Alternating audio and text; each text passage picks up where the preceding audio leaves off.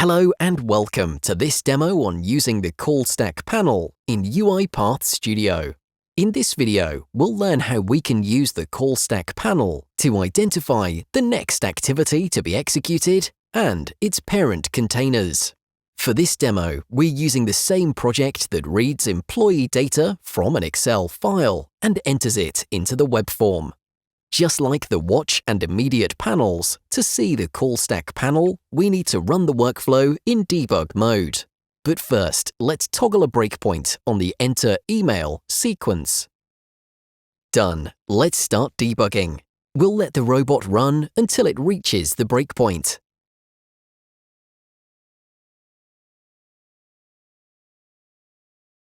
Okay, the workflow is in a paused state. We can see the Call Stack panel on the right-hand side.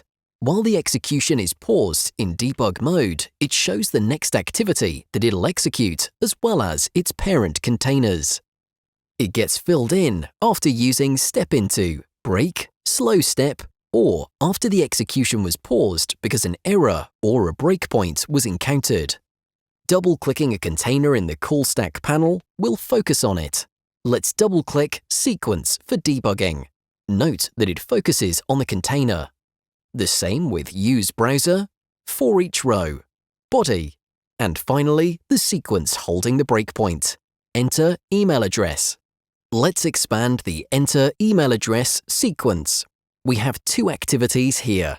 Let's click Step Into and jump to the Assign activity. We can see that the Assign activity has been added to the Call Stack panel. Let's click Step Into again. The first activity has changed from Assign to Type Into email address. Let's click Step Into once more. Now we're back on the Enter email address sequence. This is reflected in the Call Stack. Next, let's see what an exception looks like in the panel. We'll click Continue. And we've reached a point where an exception has been thrown. As mentioned in a previous video, we can see the exception message in the Locals and Output panels. We can also see it in the Call Stack panel. It informs us that the exception was thrown by an Assign activity. And this concludes our demo on using the Call Stack panel. Take some time to experiment with the Call Stack panel and explore its capabilities. Try stepping through one of your workflows and examine the Call Stack at each step. By gaining a better understanding of the flow of execution in your workflow, you can make it more efficient and reliable. Have a great debugging experience, and until next time, happy automation!